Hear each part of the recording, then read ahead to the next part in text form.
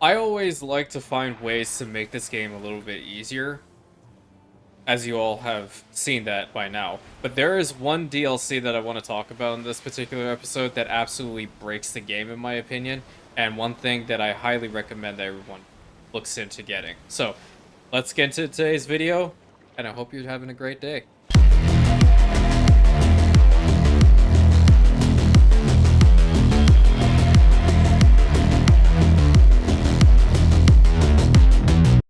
Hello everybody and welcome back to another episode of the Anno 1800 Beginner's Guide series. Thank you all so very much for being here. If I do sound a little bit weird, if I do sound like I'm not really myself, it is because I have had my mouth violated by a dentist, and therefore if anything sounds weird, I apologize from now. That being said, I am still here, I'm still going to be making content, it does not matter, nothing stops me. That's just who I am.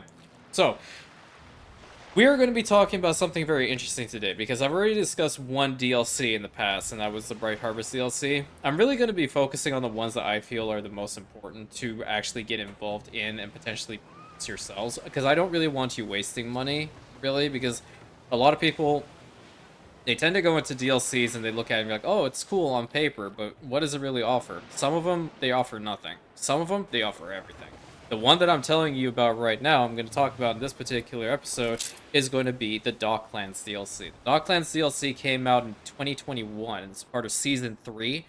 And this thing absolutely, in my opinion, broke the game along with one other DLC that came out later that we'll touch on at a later date. Essentially, to give you a brief overview of what the Docklands DLC is, this essentially allows you to import and export specific items to make your life a lot easier. So, as you can clearly see, we have a lot of farm fields over back here. We have a lot of farm fields over back here. We have a lot of industry and all that stuff. You want to cut this out, this is the DLC to do it. And it makes life so much easier. But there's a setup process involved with this, and I'll show you a very interesting and easy first-rate start to this. Makes your life a hell of a lot easier.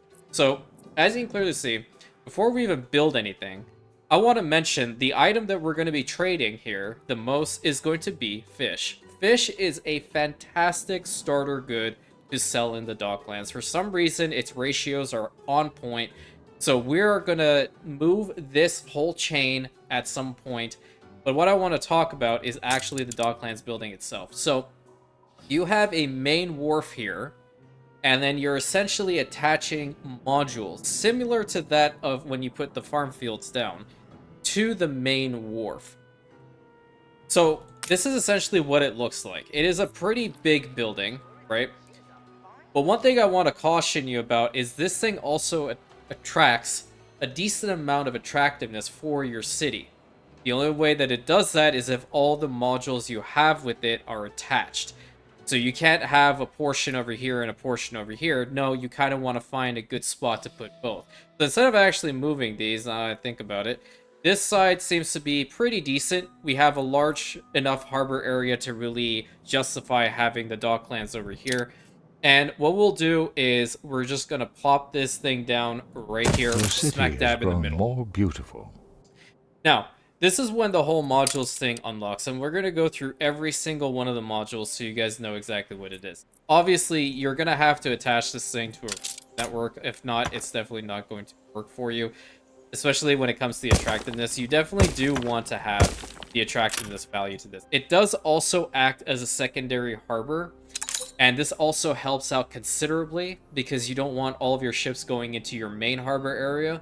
You want there to have, like, some options and whatnot so they can get to where they need to go, unload the goods, and all that stuff. So, there are two ways to really build this. The first way is either going through here, through the Artisan tier, going to the Docklands building, and you have all of these different modules. The other way of doing this is to actually click on the guy. My game is a little bit screwed, that's why he's blue, dark blue. And you have an export import on the trade goods, and then this is where you also have the modules. So let's go through the modules really quick. I don't care for his tooltips, that's not what you're here for. Get rid of that too.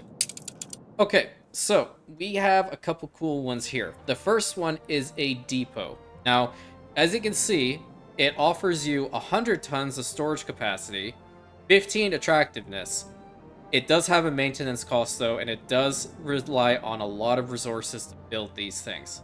All right. The benefits of using a Docklands depot to a normal depot is at least 50 storage capacity more. A normal depot is only going to be 50 tons. This thing will be 100, and it's a lot smaller. The only problem is you're going to have to attach it to this thing. So if we go over here, I'll show you what it looks like.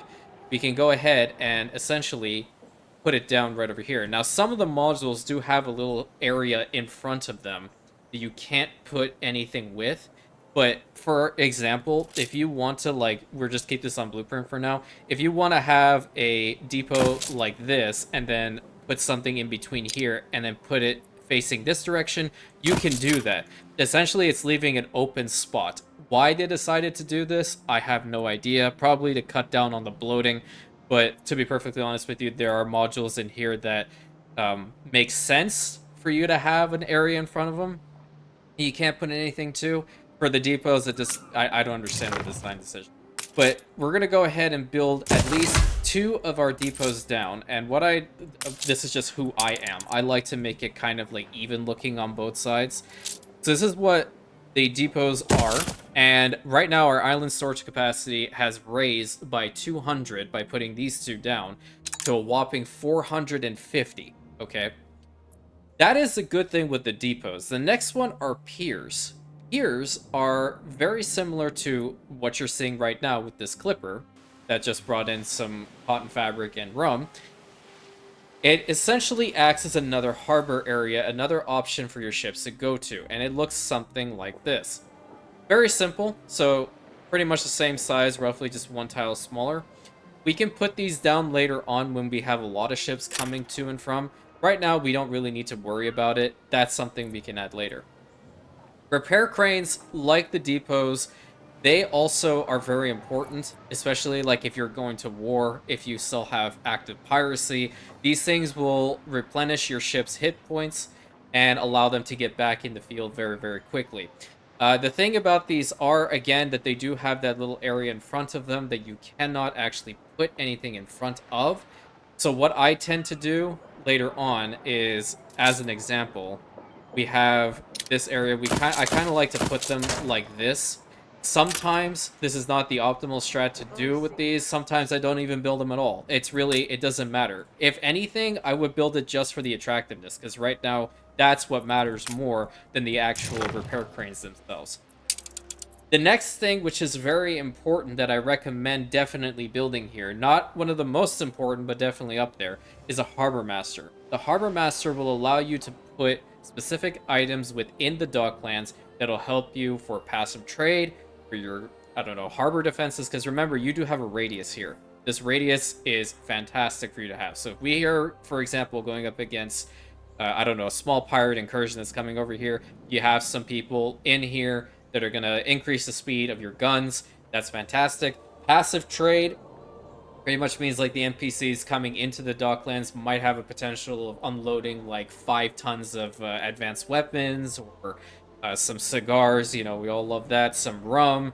It's very, very good to have those. So these things, on the other hand, they do not have a area that they won't allow you to build in front of. So this is a good way to connect, for example, 2 depots. So we can like put one over here, and later on, hypothetically, we can put like a depot right over here, and it'll be curved. It naturally changes based off of where you put the modules, so it's adaptable. That's very good. The next on the list is the loading wharf. The loading wharf is a very interesting one. Okay? Essentially, what this means is it's increasing the speed bonus for loading and unloading your ships, each one by 50%. Okay? So the more of these that you have, the faster your ships load and unload, and that's pretty good. They affect your piers. They don't affect anything else with the Docklands. They affect, like, for example, with this ship, it's going to take a lot less time to load and unload the goods because you have loading wharfs in here. Loading wharfs also do have that horrid thing in the front. Don't ask me why. It's just how it is. That's what they decided to do with it. But notice that if you put them like this, you can always just go behind them and do something like this.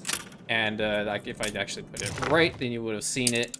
actually have like a decent little change to the building. So now we have a longer roof extending here.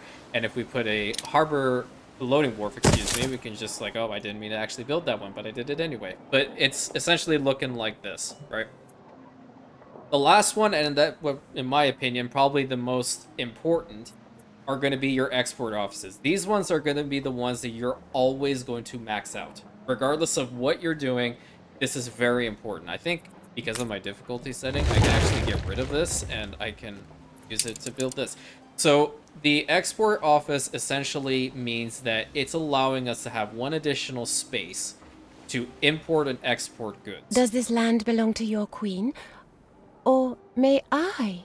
It doesn't belong to the queen, it belongs to me, and no, you may not have it. I don't care where I see you have little reverence. I absolutely do not. Thank you very much. Have a great day.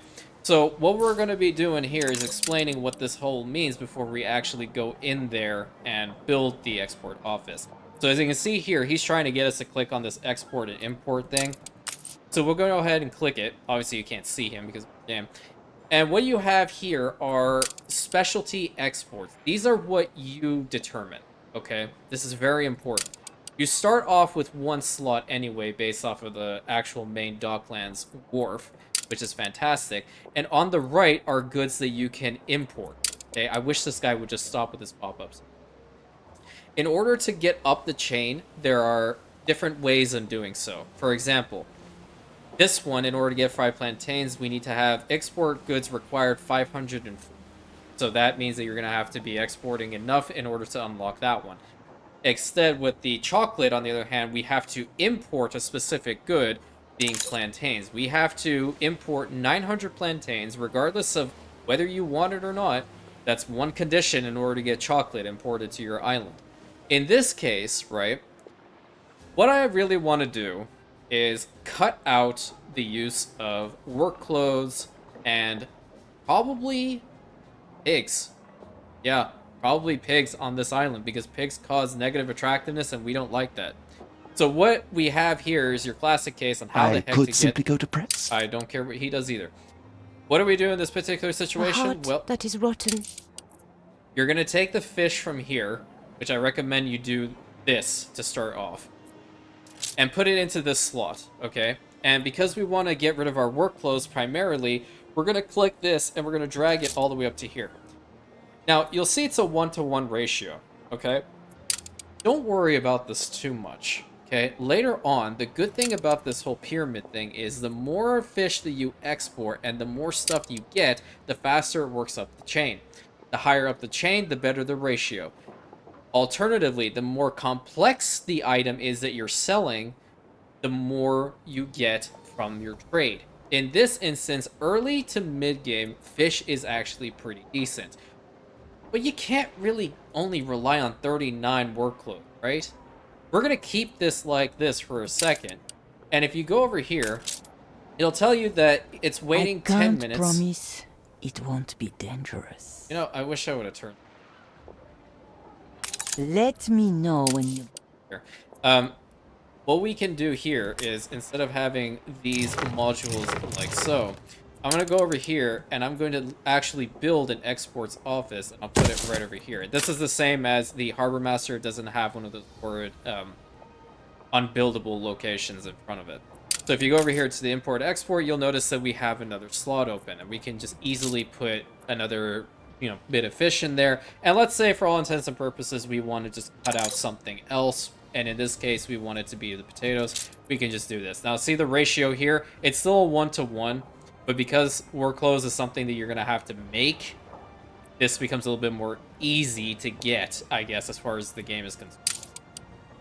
So what we have to do now is we need to make a very lucrative fish trade business. And the thing about it is, we have a lot of them in the front here, but we also are going to need a lot more workforce to get this done. There's a nice little way on building fisheries so they're very optimal. So let's go ahead and I'll show you the setup for this. It's very simple. Essentially, what you're going to be doing is you're going to be building the fisheries facing outward into the actual water here. The thing is that you can actually place them near the harbor area like this, and it works. So you can actually put, in this case, we can put 4 down over here. I'm going to get rid of the sailing shipyard over here. And I'll tell you why, because we're going to have to do something similar on this side. So you can flip it around, make sure you leave some room in between, because you're going to have to build a road connection in between it. You may not be able to, like, line them up exactly, just based off of how the harbor is set up. But we have 7 over here, so that's pretty good. And I'll just go ahead and set here and just build a paved road coming down. Sometimes they may not be able to reach all the way to your main wharf, which I think that might be the case here. I'm just going to move these two only as well, just for the time being, so we can see either they'll actually make it or not. They will not. Alternatively, you could do something like this. This might help. That would indeed help, because they need to get over here, right?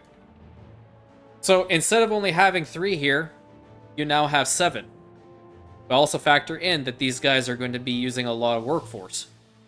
Really depends on how you built your settlement at this point.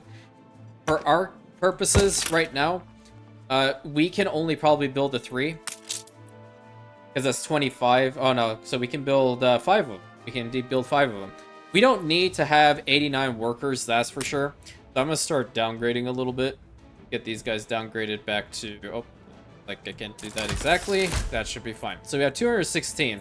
And in this situation, I'm just going to go ahead and build up all these fisheries. What a lot of Anno 1800 players do is they will set up an island specifically to have a decent fish production to supply their docklands. Also, do note that you can build docklands on every single one of your islands. That is where it absolutely breaks the game. Look, you can have one here, easy. If it actually wants to go down. So just for all intents and purposes, put one down there. You can even have one right over here if it wants to cooperate with me. It is I'm still so excited for us. Oh, great. I am too. It is a very, very busted mechanic in this game. It does require the setup, obviously, but what you actually gain from this is so valuable. So right now, we are massively overproducing on fish, probably. If we were to go over my here, hands now. we are producing 9 extra tons per minute because our population is also consuming a decent amount of fish. You can literally do the same thing over on this side. You might even be able to build in our harbor area over here. We can even probably build a couple more fisheries facing this direction. So we can even have 2 more over here and then put a warehouse over in this direction. But as you can clearly see, it does get pretty cluttered in the front here. That's why a lot of players will tend to find one island and stick to it. But now, if you were to go all the way back here, and you go back to the import-export offices, you'll notice that we're going to be making a lot more fish. We're going to be producing a lot more of this, which means it'll be a lot easier to trade these. Before you do anything else, I want you to go over here. Go back over to your warehouse, any warehouse. Click on the fish and set a minimum stock of 10. You do not want to ever run out of fish. There has to be a minimum stock in place so your people will be able to still have some fish there. Otherwise, your population is going to plummet and you are just going to be like, what the heck happened, right? So ultimately, this is a very, very easy thing to cheese.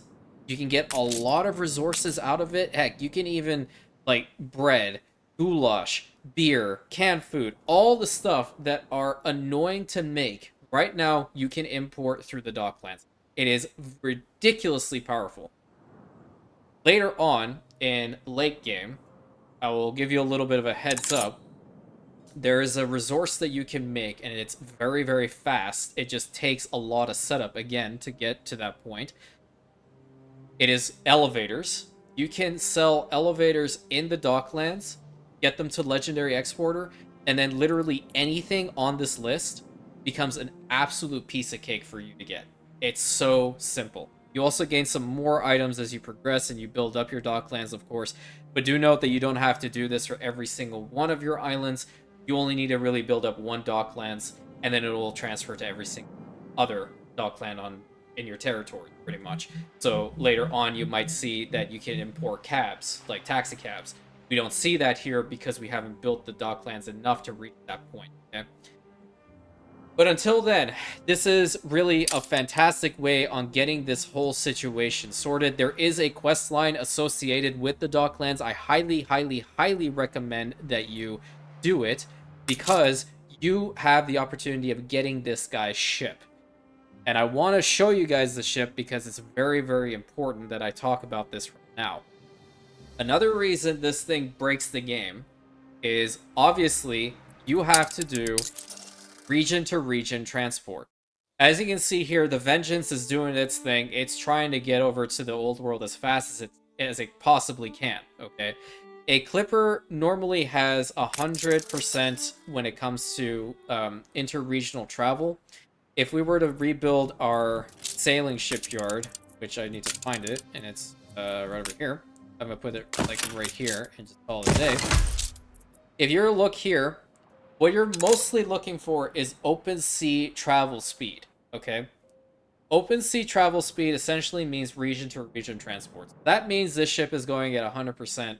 There are some ships that go a lot slower. For example, there is like some of the airships later on, they actually will go, some of them at 75% or heck, even 50%. It really depends on which one you're getting, right? But this dude's Reefer goes a massive whopping 200%. It is fast, okay? This thing is fast. It has 6 cargo slots and it has a decent amount of item slots. I believe it's 3. So we're just going to wait until this ship comes in. And all the while, your guys have been fishing like no tomorrow. So we essentially have enough right now to indeed make our basic trade. Later on, though, you're going to want to really, like, at this point, consider moving this whole chain over to, like, maybe this island over here of Capua that we have, which I might do for the next episode because we have a decent harbor area over here. So I can show you how powerful it is to constantly have fish being traded. And naturally, we can open up this harbor area to so many more things. Do note, you still can build regular depots, but it's easier for that area. You get more out of it, and obviously it's a lot smaller space. And attractiveness is also very, very good. The more attractive your settlement, the higher chance you get of having like festival, stuff like that, which will help you considerably with money. And do note, if you ever decide, you can always like attach a nice little harbor master's office here and get some cool specialists that will help you. We haven't really touched on specialists yet, and I will soon, I promise. I want to get through the basic tiers first before we start to optimizing. Later on, when you optimize a fishing chain, you can probably get fish coming out of each one of these maybe about once every 7 seconds. That's why you can easily mass produce fisheries, and your entire island might stink to high hell. Trust me, it'll be worth it. So let's see where this guy is. He might be coming in soon. Another 28 seconds. So we're just going to fast forward it really quick. And I guess in the time being, I'm just going to go ahead and see what the heck I need to escort. We put our love into this. It's this one right here. We So shall this is prevail together. Oh, fossil. This is the quest line. It's a tutorial quest line, and it's really based upon teaching you how to level up your. And right now we're doing just that with leveling up our fish, so we don't really have to worry about this too much. But I do highly recommend and reiterate, finish this quest line. It's very important, very, very important. Did he actually come in? He sometimes also manages to come over here, which he in fact did. So this is the world-class Reefer. Cash to spice. Ambitious sort. Real battlers. Not surprised they snagged the southern markets. He will offer you a quest line to get this thing, and he will essentially give you the blueprints for this ship. Now, it is a mission that you have to get on the sea. I will tell you that. I'm not going to tell you spoilers on what this is all about. But what I will say is make sure the ship that you go to get the item from him and the last mission, make sure you have an item slot open. Because if you don't and it falls in the water, it might despawn and you will never get the ship design. And what you do essentially is you get the ship design, you get a harbor master's office, you plop it down next to a steam shipyard because that's where you build it from. And you are able on building these en masse. And they are very, very good ships. So, How would I rate the Docklands DLC? 10 out of 10. 100%. It is insane. It also does come with a cosmetic pack if you really care about it. It's right over here. You have a whole bunch of Dockland ornaments. This is really for those who are interested in looking into beautifying your cities and whatnot. It's pretty good. It's pretty substantial. I would highly recommend Docklands DLC. You get this when it's on sale. Oof. You're gonna have such an easy time getting your stuff in. Obviously, there's a lot more to this, so as we progress in every single episode, I will be consulting our Docklands again and again and again to make sure that we are constantly getting the best resort possible. Expensive. Don't let it go astray. Oh, thanks. I know I am pretty... Anyway, so until next time, my friends, I hopefully this was informative for you. I remember when I was going through all of this, I was checking to see which ones were the best DLCs and which weren't, because I didn't want to waste a lot of money. This one, 100% is worth it. I would highly recommend getting it because it changes your game completely from start to finish. Allows you to pretty much cut out the middleman, as it were. You're going to be doing a lot of stuff in order to get the items you need, but at the same time, you're not going to need about 400 freaking farmers to make work clothes. All you can do is just import. Easy peasy. So, until next time, my friends, please consider like, commenting, subscribing, hitting that bell button, sharing it with your friends. Let me know what you guys think. Are you going to get the Docklands DLC? Did I do a good job explaining this, or you need a little bit more explanation? If you like some healthy discussion in the comments, absolutely. I encourage comments. I will respond back to every comment that I see. And I will catch you on the next episode, my Rantians.